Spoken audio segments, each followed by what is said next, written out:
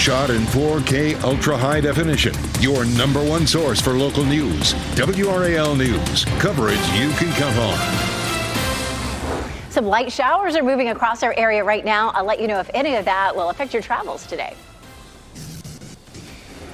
Here's a live look at RDU. We are keeping an eye on travel this morning. What flyers need to know before heading to the airport.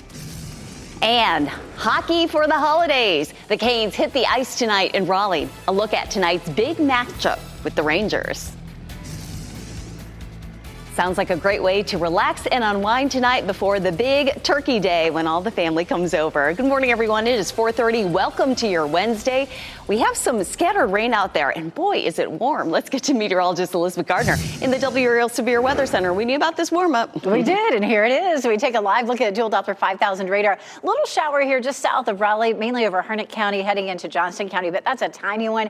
The bulk of the rain, which also isn't much, is up near the Virginia line, so around Henderson, Roanoke Rapids, east of South Hill. We're going to continue to see a chance of a light shower rolling through over the next few hours, but that chance really starts to taper off pretty quickly, and we should end up with some sunshine later this afternoon. It is very warm ahead of our front. Our front will move through around lunchtime to middle afternoon, and with that, we'll have some gusty conditions and then a big drop in our temperatures. Here's a look at Goldsboro this morning, looking gorgeous with all of the holiday lights. Notice the streets are wet here, the parking lot, so we've had some showers roll through parts of the viewing area already. It is 62 degrees with a southwest wind, making things very warm for us. Our temperatures across our area are in the low to mid 60s. That last run to the grocery store will be warm this afternoon with temperatures in the mid 70s, but I'll show you when our temperatures take the big plunge coming up.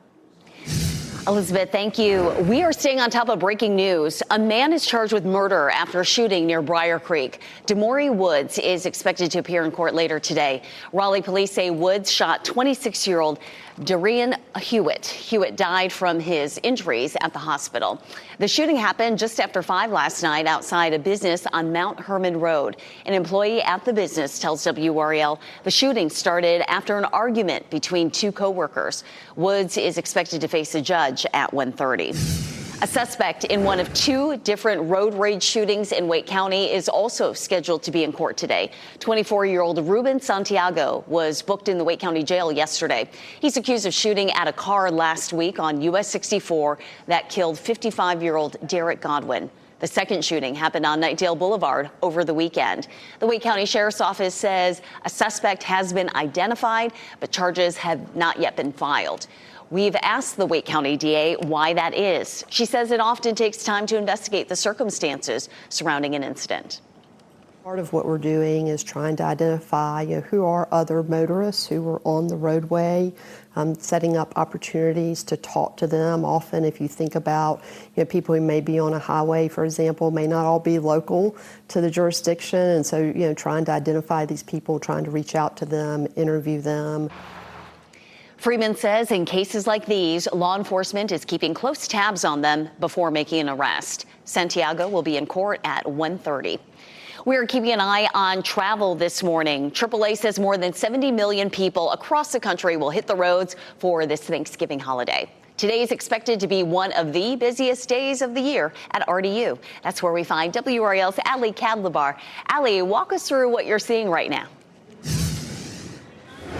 Renee, we are seeing a lot of activity at RDU this morning. We're in Terminal 2, and we are seeing the security lines fill up. They are moving, and we do know that peak times at RDU is between 5 and 5:30 in the morning.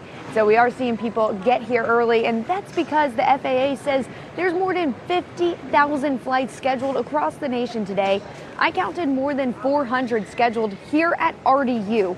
It's one of the busiest travel days of the year, and the FAA says the main reason travelers would see delays would be weather, not staffing issues. The busy holiday travel comes just 2 weeks after the government reopened, and just this week, TSA workers received back pay. We spoke with the traveler, Lynette Miller. She says she's not concerned about any lingering impacts from the shutdown. I was watching what was going on. I was impressed that JetBlue only canceled 2% of their flights, so I didn't anticipate too many issues. Now, right now, we are seeing no delays. Everything's on time in terms of departures here at RDU, so good sign for any travelers. We are staying on top of parking here at RDU. Looks like all the parking decks are not full, but Economy 4 is filling up quickly. We're going to stay on top of this throughout the morning. Reporting live at RDU, Ali Kadlabar, WRAL News. And if you plan on driving for Thanksgiving, gas prices are holding steady. The national average for a gallon this morning is $3.04. Here's a look at prices across our state. In Raleigh, you'll pay $2.85 a gallon. If you fill up in Asheville near the mountains, you'll pay $2.81 a gallon. And if you head toward the coast to Wilmington, you'll pay $2.79. If you'd like to check gas prices where you're headed, you can head to our fuel tracker feature on WRAL.com. You can search anywhere across the triangle and across the U.S. Right now, we are working to learn more about a person in the hospital this morning after a shooting involving a Cumberland County deputy. The shooting happened just after 6:30 last night on Camden Road in Fayetteville. The Cumberland County Sheriff's Office says they were responding to a domestic call. When they got there, they found someone with a knife. And when that person was told to drop it, that person lunged toward the deputy. And that's when the deputy fired. Shots fired, shots fired. I have a report of shots fired at 6707 Camden Road. Home Mills 164 is en route. There are at least one CCSO officer on scene at this time. The suspect was taken to the hospital. We've reached out to the Cumberland County Sheriff's Office to find out who that person is and the latest on their condition. A legislative assistant to a state senator accused of setting fire to a home with two people inside may have targeted the wrong home. That's according to Wake County prosecutors. Diane Cook appeared before a judge yesterday. Her bond is set at $150,000 on one felony charge of arson. A neighbor gave us video of the aftermath. Prosecutors say they have other footage showing Cook using a candle to start the fire. They also say the first home she targeted would not catch. So she went next door and tried again, and that worked. No word yet on a motive. A woman with personal ties to White House Press Secretary Caroline Leavitt was arrested by ICE. Bruna Caroline Ferreira is from Brazil. She's the mother of Leavitt's nephew. DHS says Ferreira overstayed her work visa, which expired in 1999, and was detained earlier this month in Massachusetts. She's also been arrested for alleged battery. A source says Leavitt's nephew lives with his dad and has not spoken to his mother in years. New this morning, the Justice Department now admits Homeland Security Secretary Kristi Noem allowed deportation flights to El Salvador to continue despite a judge's order. The judge ordered the flights to turn around, but they continued. And according to the court filing, Noem received legal advice from top DOJ officials regarding the order. That's when she said detainees who had been removed before the order could be sent to a mega prison in El Salvador. Last week, a federal judge announced a criminal contempt inquiry into which administration officials were responsible for going against his orders. A delay for Apple. The tech giant had its deadlines for job creation and investments incentives pushed back. Commerce officials agreed to push back the key economic incentive deadlines by another 4 years. Apple's plan focused on a new campus at RTP with plans to hire 3,000 workers by the end of 2034. The plan, you may remember, was announced in 2021 with more than $800 million in incentives to be paid in segments if Apple hit its annual investment and hiring targets. The delay will give the company more time to meet those targets. Certainly, delays happen, and I haven't been in commerce forever, but they happen. It's a part of the game in economic development, and we certainly aren't surprised when they do. But we're agile and responsive, and again, they're going to be great partners and mean a lot to North Carolina's economy. So we're excited. While the deadline has changed, the goals have not. Apple is still expected to meet the 3,000 jobs by the end of this deal. Apple has not responded to our requests for comment. Multiple social media platforms are accused of burying research on the harmful effect they have on teens' mental health. The suit includes Meta, Snap, TikTok, and Google. A newly unsealed court filing says the platforms deliberately embedded design features to maximize youth engagement and increase revenue. It also includes some of the tools they have rolled out for youth safety have limited efficacy. Spokespeople for Meta, TikTok, and Snap say the filing paints a misleading picture of their platforms and safety efforts. Chapel Hill's mayor gave us an update on Tropical Storm Chantal's recovery efforts. Mayor Jess Anderson says some people are still living in hotels. However, she expects them to return home early next month. As for businesses, Mayor Anderson says over half of them have reopened, while others are making progress. Many in the hardest hit areas are still working to get back on track. The Carolina Hurricanes are back on home ice tonight, hosting the New York Rangers. Now, the last time these teams meet, the Canes shut out New York 3-0, and both squads have shown they can grind out wins. Carolina returns with the best record in the Eastern Conference, and players say they are excited to be back in front of the home crowd ahead of Thanksgiving. Being on the road a lot, it feels like, so it'll be nice. We have a nice stretch here being at home, so doesn't mean it's going to get any easier. I think we need to find ways to get points and win hockey games. For the third consecutive year, WRAL has partnered with Hurricanes for Hockey for the holidays, expanding access to fans throughout the region. The puck drops tonight at 7 on WRAL. Stranded at sea, a birthday fishing trip goes terribly wrong. How 4 Florida boaters were finally found after 20 hours. Winter trouble. Snow and freezing winds are hitting as millions head out for Thanksgiving, where blizzard conditions could derail holiday plans. And let's give you a live look at a very festive Fenton in Cary, all lit up. Meteorologist Elizabeth Gardner is tracking a brief shot of rain on what's expected to be a busy travel day. Stay with us.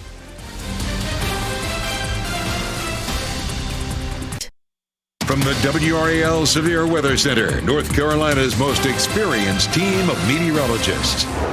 445, taking a look at dual Doppler 5000 radar. Just a little bit of light patchy rain out there. Some of that in the southern part of Wake County, parts of Johnston County. Most of it's up to the north, and I say that loosely because there's just not very much there. Henderson, seeing a little shower, lifting up toward Roanoke Rapids. We'll still have the potential for some rain over the next couple of hours, but it'll be just like this, really light and patchy. And then later in the afternoon, when this cold front swings through, that's going to bring us a chance of some scattered thunderstorms, mainly in our eastern counties. We check out Futurecast to take a look at when that rain is over, and most of it will happen before lunchtime, but we'll talk a little bit more about those storms and, of course, the warm temperatures that'll be with us today coming up. Thanks, Elizabeth. This morning, people in central Alabama are recovering after a powerful storm hit that area on Tuesday. Take a look at the aftermath in a Birmingham suburb. Heavy rain, powerful winds knocked down power lines. Trees smashed onto homes. Some people had to be rescued by first responders. Crews are working to restore power for many residents and clean debris from roads. New this morning, 4 boaters in Florida were rescued after they were stranded for nearly 20 hours. The group was on a fishing trip. One boater was celebrating his 70th birthday. Another was 90 years old. The group spent the night on the capsized boat until rescuers found them. Everyone was taken to the hospital, but they are expected to be okay. TSA has some guidance if you're traveling with food this Thanksgiving. Most foods can go in your carry-on. Items like baked goods, meats, and cooked mac and cheese. Even fruits, vegetables, candy, and spices are all okay. But some items must go in checked bags. Anything in glass containers or cans, we're talking cranberry sauce, gravy, alcohol, must be in a checked bag. We're a day away from one of the most watched television events of the year. Rehearsals were held last night for the Macy's Thanksgiving Day Parade. This year's parade will feature 34 balloons, and 5 of them are new this year. 27 floats will make the 2.5-mile trek. You can count on seeing musical performances and the iconic Radio City Rockettes. Looked like a very rainy rehearsal. 3 million people are expected to line the streets to watch in person. A 9-year-old Apex student will be one of those people watching the parade live. It was his biggest wish to meet Santa Claus at the parade. Andrew was born with a cleft lip and cleft palate, known as a craniofacial difference. He had a wish to meet the real Santa at the Macy's Thanksgiving Day Parade. The Magical Moments Foundation is making his wish come true. Andrew told us this wish isn't just about sharing his Christmas list with the big guy. I wanted to tell him that I hope all other craniofacial difference kids have a Merry Christmas. I hope people think like, wow, this kid really believed in himself and his wish came true. So I think I should believe in myself and like good things will come to me in life. What a beautiful message. Watch the Macy's Thanksgiving Day Parade live on WRAL tomorrow morning as you get the turkey ready. Coverage starts at 8:30 a.m. and coverage of the Macy's Thanksgiving Day Parade right here. A powerful Arctic blast is creating major problems for some Thanksgiving travelers. In North Dakota, more than 8 inches of snow shut down roads near Fargo. In Minnesota, jackknife semis caused a major pileup, but no injuries. At major airports, forecasters expect delays and cancellations as a fresh round of snow targets the Northwest. Bitter cold is spreading across the Great Lakes, with strong winds making travel even tougher. I was talking to my dad who lives in Michigan, and they're in the 30s. And I was like, well, we're not in the 30s yet, Elizabeth. Oh, but we will be. I know. How about some 20s? I mean, not for highs, for lows. We could end up seeing one of the coldest mornings that we've seen so far this fall season. I mean, that's pretty typical. We're going to continue to see that. But it's going to be awfully cold as we get into our weekend. In the meantime, it's very warm ahead of our front. Just a few isolated showers here right around Johnston County, Wake County. And then, again, just a little sprinkle light shower rolling around Henderson, up the I-85 corridor and over toward Roanoke Rapids. So you're not going to run into very much rain this morning, but a little bit. Looking around the cameras, some streets are wet out there this morning. On the southern end of this front, notice the red shaded area. That's a tornado watch. We did have some severe, at least warnings, pop up along that line south of Atlanta. We're not going to see any severe weather here, but as this front moves eastward, as we heat things up this afternoon, we could end up with a few isolated storms, mainly in our eastern counties. Here's Futurecast for this morning. We'll push it out to 7 o'clock. It's mostly over at that point, but as we get closer to lunchtime, watch what happens. We'll roll ahead. Again, right there at lunchtime, you can see a few isolated showers that pop up along and east of I-95, maybe a rumble of thunder with that, and then we are done. We'll start to see some clearing during the afternoon. It may be a little slow in our eastern counties, but for the most part, our travel is looking pretty good today. Some showers just early this morning or in our eastern counties right around lunchtime. Thursday, Friday, Saturday, all look nice and dry. Here's a live look at downtown Raleigh, and you can see the streets are wet. We had that band of showers roll through earlier, but that may be about all we'll see in Wake County for the day. 62 is our current temperature, and 63 Roxborough, 62 in Fayetteville. Around the Triangle, temperatures are in the low 60s everywhere, and these temperatures are anywhere from 15 to 25 degrees warmer than yesterday, so big warm up for us. Around town this afternoon, temperatures will be in the mid to upper 70s, but big cold air is coming tomorrow. Much colder, 53, 30 degrees Friday morning, feeling more like mid-20s, and we'll be in the mid-20s for Saturday morning. We'll talk a bit more about those cold temperatures coming up. Elizabeth, thank you. A joyful painting. Bob Ross's Happy Little Trees are helping to give public broadcasting a boost. Ahead, the artwork that's bringing more joy decades after it was painted.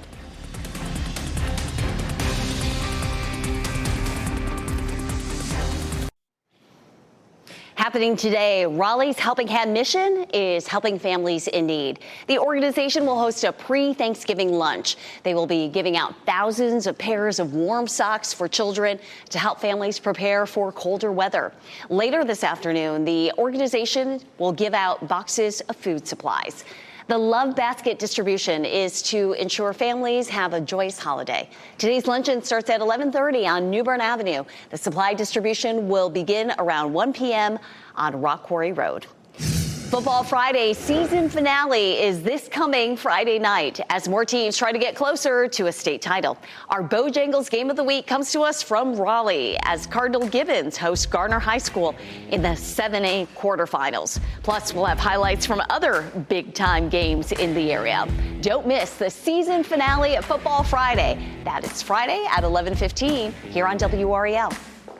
An artist who became famous for painting happy little trees could help public broadcast stations deal with recent funding cuts. Of course, we're talking about Bob Ross. David Daniel explains how one painting could help struggling stations stay afloat.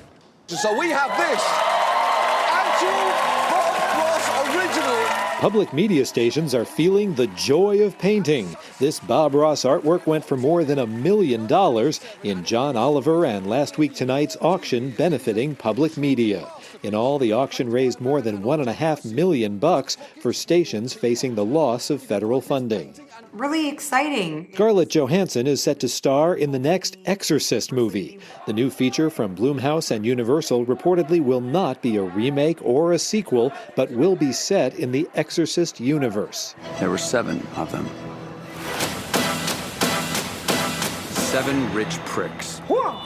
Between myself and $28 billion. Glenn Powell prunes a few branches of his family tree to reclaim his inheritance in How to Make a Killing. The supporting cast includes Ed Harris and Margaret Qualley. The darkly comedic thriller hits theaters February 20th. In Hollywood, I'm David Daniel. And let's take a live look at RDU. We are keeping an eye on travel this morning. What you need to know before heading to the airport. And Thanksgiving food storage. 5 on your side shares the best picks for making the most of your Turkey Day leftovers. And Canes back home. Why tonight's rematch with the Rangers matter. And you can watch it live. First shot scores! Oh.